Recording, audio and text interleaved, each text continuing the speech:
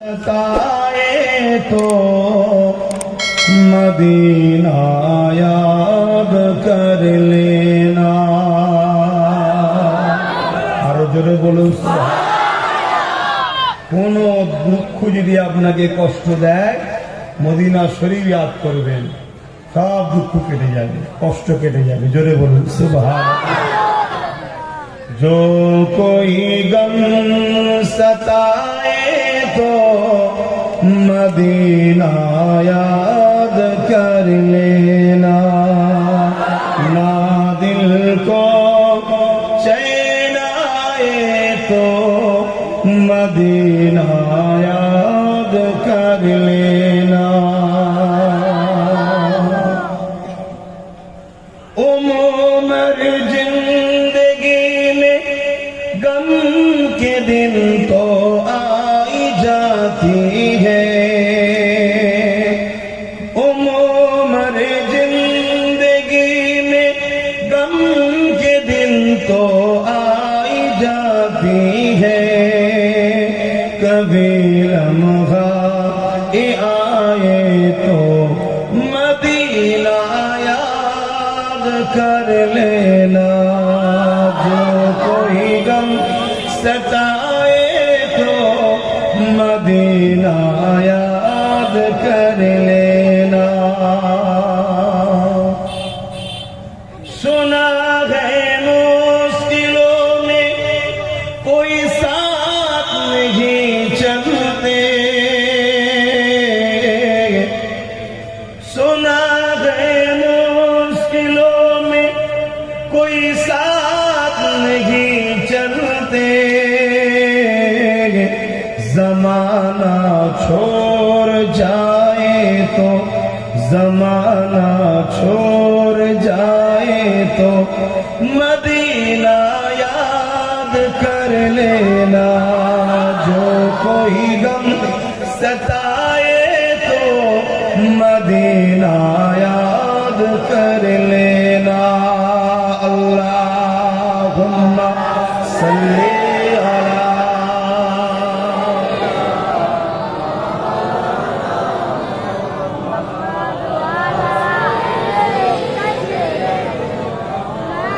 আমার আব্বাজানেরা ভাইয়েরা, যে কথা বলছিলাম আমাদেরকে খরিদ করার চক্রান্তে আজকে নতুন নয়, যুগ যুগ ধরে করেছে। যারা খরিদ করে তারা ইবলিসের চেলা, তারা জানে আমাদেরকে মিটানো সম্ভব না। এই সূর্য মিটে যাবে, এই চাঁদও মিটে যাবে, পাহাড় পর্বত সব মিটে যাবে, আরে মুস্তাফার গোলাম দেখারে মিটাতে কেউ পারে না আর পারবেও না। জোরে বলুন সুবহানাল্লাহ। মুস্তাফার গোলাম দেখারে আল্লাহ জান্নাতে মেহমানদারি করার জন্য ডেকে নিয়ে যাবে, মিটিয়ে দেবে না। জোরে বলুন সুবহানাল্লাহ। তাই তো আল্লাহর ওলিরা মরার পরেও জিন্দা থাকে, এ মেটে না। কিছু তো দাম আছে এদের মধ্যে, কি ওই দম একটাই, এখান থেকে রাসূলুল্লাহর সঙ্গে এই রকম একটা ভালোবাসা ও প্রেম আদবের গাঁট বেঁধেছি আমরা, যাকে বলা হয় ঈমান। জোরে বলুন সুবহানাল্লাহ। মুসলমান ঘরের ছেলে মেয়েরা, তরুণীরা, এ নবী পাকের প্রেমিকেরা, হযরত বিলালের কথা আমাদের মনে আছে। তিনার উপরে অনেক জুলুম অত্যাচার হয়েছিল। বিলালকে দুনিয়ার মালিক উমাইয়া বলেছিল, এ বিলাল, আমি তোকে খরিদ করে নিয়ে এসেছি, তুই আমার কথা মেনে নে, মুহাম্মদ রাসূলকে ছেড়ে দে, মুহাম্মদ রাসূলের দিকে যাস না, আমি তোকে আজাদ করে দেবো, তোকে রাজত্বের ক্ষমতা সিংহাসনে বসিয়ে দেবো, তোকে আমি খরিদ করে এনেছি, তুই আমার কিনা গোলাম। এরপর আমি তোকে আজাদ করে দিতে চাই, তোকে এমন করে মালিকানাও দিতে চাই, ক্ষমতা তত্ত্বই বসাতেও চাই, কিন্তু শুধু মুহাম্মদকে ছেড়ে দে, মুহাম্মদ রাসূলের ভালোবাসা দিল থেকে বার করে দে। যদি না করি তোকে জানে পর্যন্ত মেরে দিতে পারি, কোনো বিচারও হবে না, কিছুই হবে না। কেননা আমরাই তো বিচার করি, ক্ষমতার পাওয়ার তো আমাদের হাতে, প্রশাসন তো আমাদেরই হাতে, লাঠিয়াল বাহিনী তো আমাদের হাতে, আমাদের আবার বিচার কে করবে?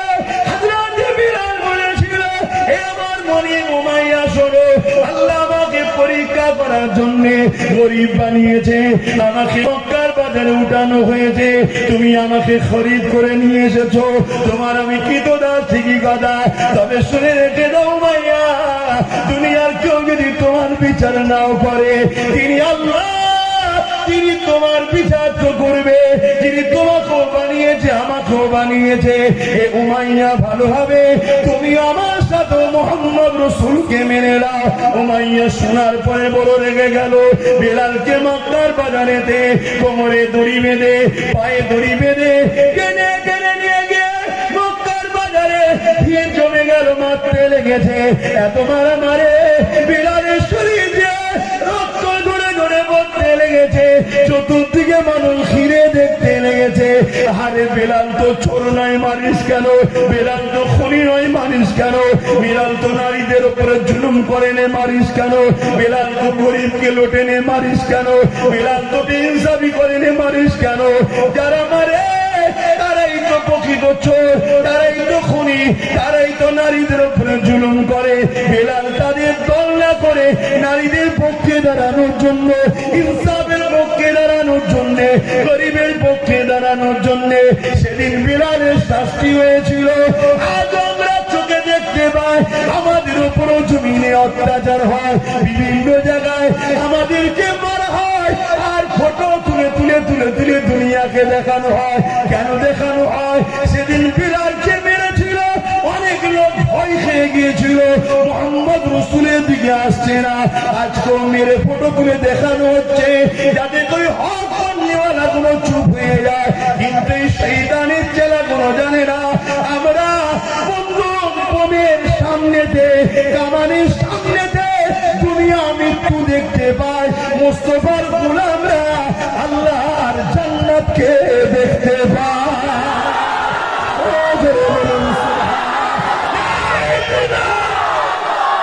لبيك رسول الله، لبيك حبيب الله، لبيك رسول الله، لبيك حبيب الله।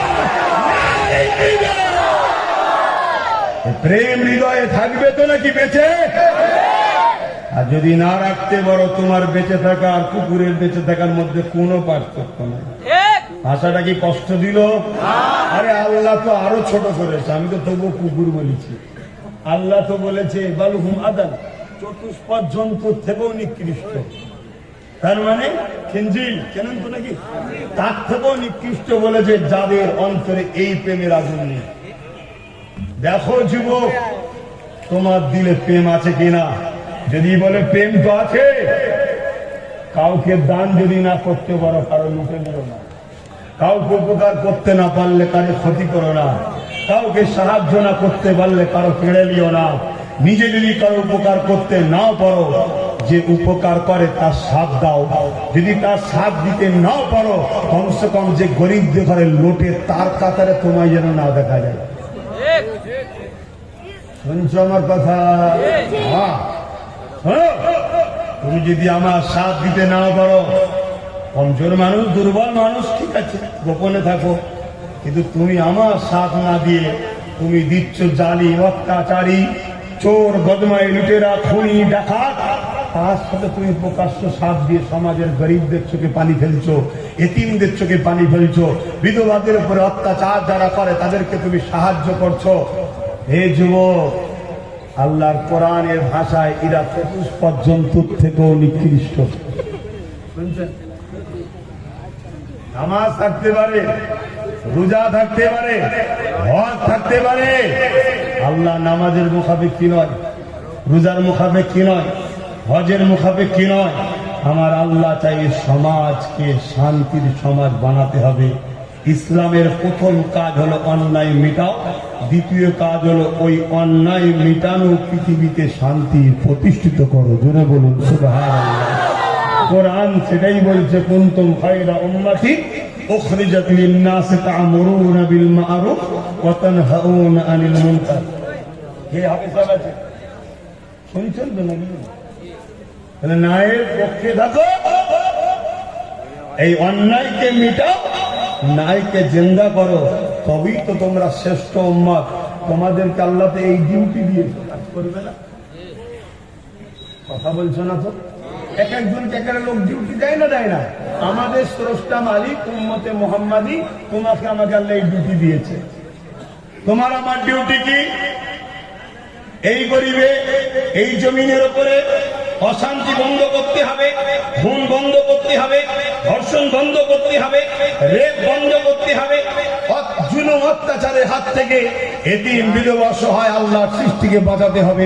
যদি কোনো হিন্দু দলিত আদিবাসী সাঁওতালবাদী খ্রিস্টান মতুয়া যে কোনো ধর্মের মানুষ যদি বিপদে পড়ে তার পাশে দাঁড়িয়ে তাকে বিপদ মুক্ত করতে হবে।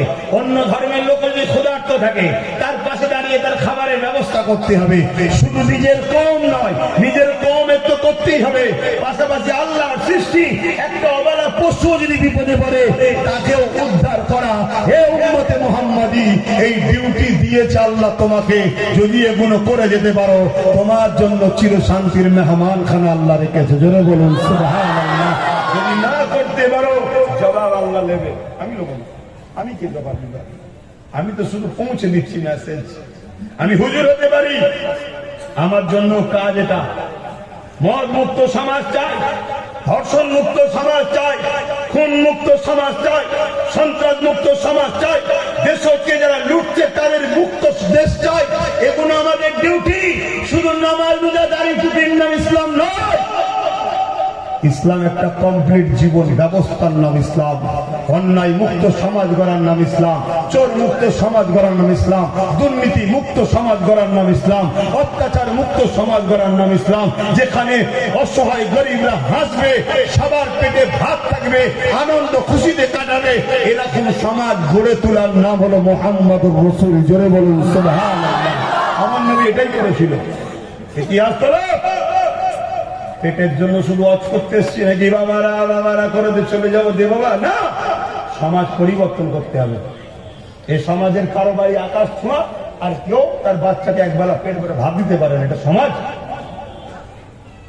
এই সমাজ ব্যবস্থা অন্যায়কে বন্ধ করে প্রত্যেকের হক পাইয়ে দেওয়ার নাম হলো ইসলাম। জোরে বলুন সুবহানাল্লাহ।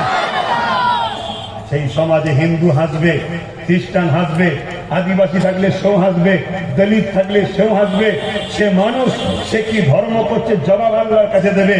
তোমাকে আমাকে তারও সেবা করতে হবে, তাকেও হাসাতে হবে, তাকেও খুশিতে রাখতে হবে, তাকেও পিয়ার করতে হবে, তাকেও হেল্প করতে হবে। তার উপরে জুলুম হলে তার পাশে দাঁড়িয়ে জালিমের বিরুদ্ধে লড়াই করতে হবে। ওই লড়াইয়ে তুমি যদি মারা যাও বেহিসাব শহীদের দরজা পেয়ে জান্নাত পাবে। জোরে বলুন সুবহানাল্লাহ। গল্প বলছি, হাজারো ক্যামেরা আমার দিকে ঘুরে আছে। কোন ঘরের মধ্যে দর্দি দু চারটে লোককে বুঝাচ্ছি নাকি? যা খুশি বলে দিলাম। হাজারো ক্যামেরা, মাইকলাও ক্যামেরা করছে, চারিদিকে সব ক্যামেরা।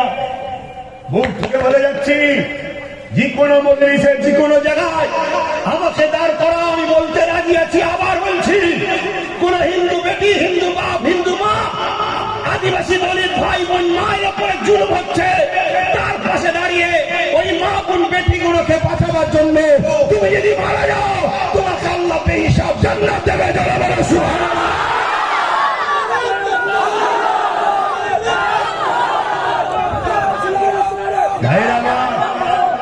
এটা ইসলামের কথা বলছি। ইসলাম এটা আমার রাসূলুল্লাহর ইসলামের কথা বলছি।